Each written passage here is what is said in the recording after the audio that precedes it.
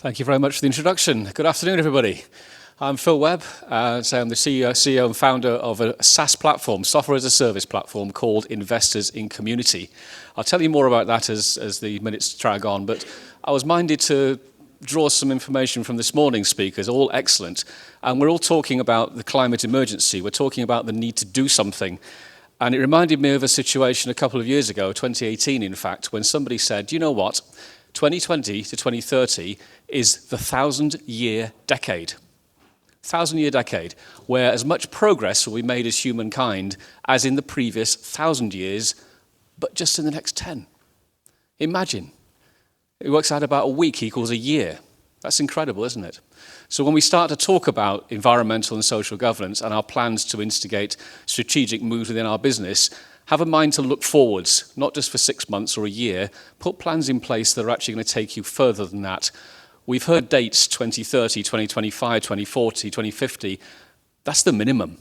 That surely is the minimum. If you want to stay with the herd, go with those dates. If you want to stand out as a business, be aspirational. Look for something to happen bigger, quicker, in order to position your business in the best possible light. We've got to adapt quickly. It's really important. The government and various institutions are laying down rules, guidance, dates, and targets for us all to start looking at meeting. But actually, it's actually the individuals in our companies, the individuals in society that's going to make this happen. It's the tiny incremental changes in behavior which is going to make this thing a reality or not. So we need to have a mind to engage our staff, our consumers, our customers, our supply chains, etc., in what we're doing. Otherwise, we can only pray that we get there somehow, but actually engaging your staff will ensure you get there quickly and more robustly. The pandemic was interesting, wasn't it? We saw an awful lot of community activity, an awful lot of people helping people. Those tiny behaviors, those feel-good factors, they were publicized, people applauded them. And that's not gone away. As we come out of the pandemic, people have fundamentally, in my opinion, changed. They are now changed to the degree they actually look out for their neighbours a bit more. They're wondering how they can help. Ukraine, obviously, is a situation which we're all wondering how we can help as individuals, not just as a country. So our fundamental social outlook, our lens through which we view the world, has, I believe, changed.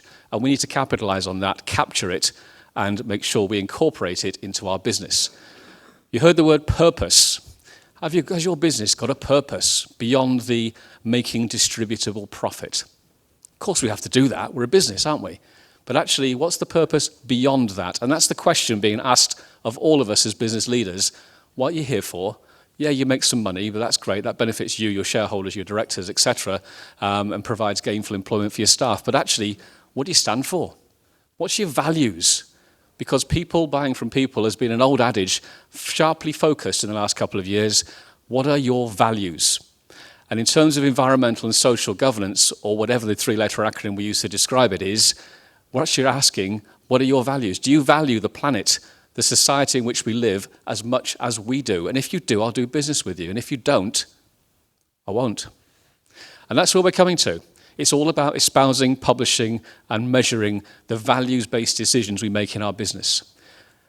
Engaging people at grassroots was a fundamental concept of Investors in Community. It's something we set out to do, and it's something we weld into what we do in terms of the platform. Most individuals will sit here, and I'm sure you're the same in this room, and they'll look at the television at the evening time, and they'll look at David Attenborough, and they'll look at the climate emergency, saying, oh yes, we've really got to stop doing that, or we must do this differently. And they go about their daily business, go and put the kettle on, and go to the shops in their diesel-powered car, and think, I'll do it tomorrow. Somebody else will do it. Or I take the opposite view and say, well, actually, China and India and America contribute 100 times more than this country, so anything I do means nothing. So why should I bother sacrificing my lovely lifestyle for the benefit of something that can get trashed by another country or a volcano eruption or something like that? They don't understand that every single micro behavior will contribute positively towards the ESG compliance. For them, it's about what's around me. What can I do that actually makes a difference? And it's all about me and my community. Define community as you wish. It could be your local street, it could be your town, it could be the things you're interested in, those charities. There's 167,000 of those. There's about another 500,000 not-for-profit organisations helping people. And there's countless hundreds of thousands, community groups, schools, and other people that decide to help other people in some way. That's the market we're looking at. Businesses need to engage with society to become relevant, to demonstrate their purpose, and ultimately to create sustainable success. In the face of austerity and pandemic, the response was amazing, wasn't it? We all saw Captain Tom, we all saw the helping in the neighborhood, and it was amazing. Social value became the words that we used to describe that. We had individual social value as well as our businesses. So social value is a fundamental driving force in our businesses going forwards. And don't think you can do it tomorrow, because tomorrow somebody else will come up behind you and take your market. Startup businesses now are flexible, agile, cloud-based, and if you've been in business for more than 10 years, you're probably outdated already in some of your approaches, and a startup will whisk away your business from your customers very, very quickly. So we are in what we call the era of radical visibility. Everybody's watching. We all know what you did last summer because we can see it on the websites. We can see in what you're trying to say in terms of supporting community groups. I've done this for the environment. And they know what you are. You can't hide. And if you say nothing, it's even worse. So you've got to say something that's factual, truthful, verifiable, and espouse your values in such a way that all of your stakeholders can actually connect with you, do business with you, and actually create your own success. We might call it paying forwards, we might call it giving back. It's interesting. Statistically speaking, I don't mean to be morbid here, but as we get older in life, statistically speaking, we will all become service users of a charity or a community group or a not-for-profit help group. Service users, whether that be mental health, physical health, whether that's loneliness, whether that's end of life. A charity usually appears at some point and says, we can help you. We can make your life more comfortable. We can help to take you on a journey which is better than where you are today. That's what we're talking about. Charities are not just some once-a-year giveaway concept. I've got a spare couple of grand, oh, let's throw it at a charity. No. It's actually about creating a proper, robust third sector, charities, community groups, not-for-profits, that's going to be there for us at the point of need. So that's what we're trying to do, is to create what we call a levelling up of society. It's society that's going to make us. We can talk about levelling up economies. Of course we can. We can build roads, we can put infrastructure in, we can have trams with no wheels, we can do all sorts of things. But actually, ultimately, it's all about the society in which we live, which will enrich us, will deliver for us a quality of life that makes it enjoyable and makes it self-sustaining and supportable. So that's what we're in the business of doing, is a platform that marries together the two halves of society, if you wish, and creating one playing field. There are probably many ways to give. We look at 5. We look at fundraising. We look at donations. That's cash. And yes, there are platforms out there. You know who they are, the most famous ones. They charge the charities. They slice a very inflated transactional fee away from your donation. We don't. For us, all our charities, all our good causes, we call them, completely and utterly free. We think that's fair. What we do is charge the business a very, very modest sum every year to access the platform, to give you your reports. That's how we fund.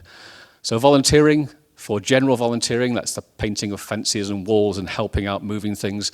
And then you get something called professional volunteering or pro bono. That's where we use our skill sets to go and work with a charity or an organization to say, this is how you produce marketing, this is what you do for accounts, this is your legal support, this is how you develop leadership within a charity. Our professional qualifications offered to a charity or a community group will stay with them forever. It's really valuable. So when you're talking about engaging with community, think about skilled volunteering, letting your staff go out, experience the volunteering concept, allow them to transfer their knowledge to the third sector, because that will hugely benefit them, not just today, but for the future going forwards. And it can be great for that individual. They'll learn how to interact with new people, they'll solve new problems. You could put more than one person in and make it a team building exercise. This can all be knitted with your business objectives and create value for your business in the act of helping others. So think strategically about who you're going to partner with and how you're going to give. So the platform that we've built, it's been a labour of love.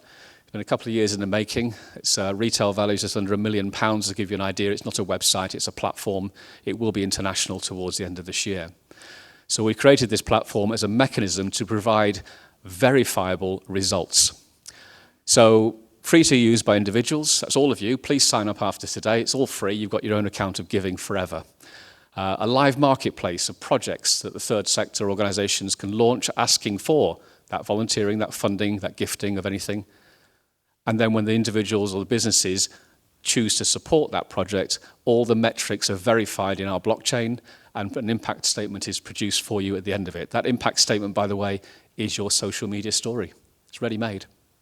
So you have efficiency in doing, managing, auditing, and reporting. And the really interesting thing is you do need to prove it.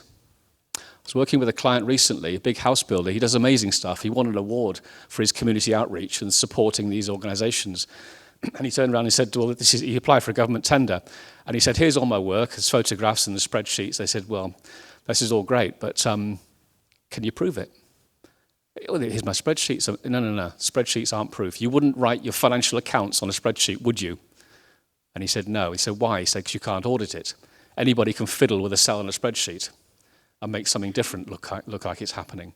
So spreadsheets are no longer an acceptable way commercially in supply chains and in tenders of actually recognizing your social value contribution. It's got to be verified. That's what we do.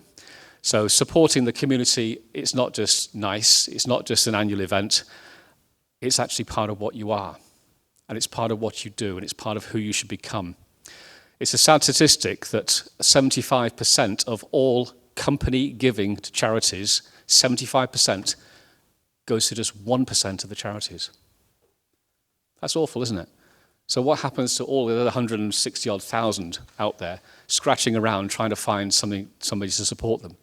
And we ask the businesses why, because they've got good hearts. They want to give back somehow. And they say, we don't know who they are. We don't know where they are. We don't know what they do. Statistically, that 167,000 translates into this. Draw a 5-mile radius around this building. There are 140 charities, on average, in that circle. 140. Could you name them? I can't. You'd be forgiven for not. Because nobody knows who they are. Our platform provides the basis for them to become visible for free. To put their projects up and rank alongside the very large charities and attract the support that actually businesses want to give. They want to be local. It's a key thing whenever I talk to any business. Oh, we want to give locally, but we don't know how or where or what. Well, this is the platform that hopefully will resolve that. And as businesses are now being not told, not cajoled, but almost forced into a situation where you need to report your social value in tenders, particularly local government and council tenders, or in the supply chains. We've heard this morning from several excellent speakers, this is actually a requirement that you must actually undertake. So perception and profit go hand in hand. You need to be authentic in what you're doing, and it's important that you are able to demonstrate that in order to give you access to the market. Every individual in your organization can have an account on the platform and be merged together into your corporate account to provide your corporate results. Everybody is involved. Engagement is part of what we do, and it's essential. Remember those micro behaviors by everybody. Everybody can be involved if they choose. Engaging social values, all of these things, I'll leave you to read the slide, I'm not going to read it out, but the interesting one there is supply chain collaboration. Supply chains are the essential part of social value.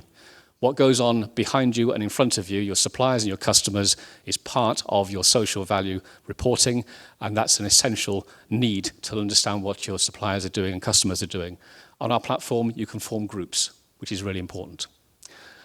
Outcomes and impacts, great media stories, impact statements, they're all produced on the platform for you, and you're able to then to put those with a very strong sense of understanding that this is fact, verified, not a spreadsheet to be interpreted. There's a zebra here. I'm just going to explain that very quickly, if I have 30 seconds. A business that's purpose-driven will ultimately outperform one that is not. Why a zebra? It's the black and white stripes. It's not my model, by the way. This was done in 2018 by an Eastern European country, and they said a zebra business is one that combines profit and purpose, black and white stripes, profit and purpose, profit and purpose. So the zebra was born. And it's an interesting little zebra, that. Anybody know what a collection of zebra is? I had to look it up as well. It's called a dazzle. Isn't that a lovely word? A dazzle of zebras, and everybody loves a zebra. So basically, to summarize, join us. Start your journey of doing the work of pulling together your reports and your data into one place that's verifiable, formalizing what probably you do already ad hoc, but it's essential you start to formalize it, and let's go dazzle. Thank you very much indeed, and the last words I'll leave you with, be more zebra.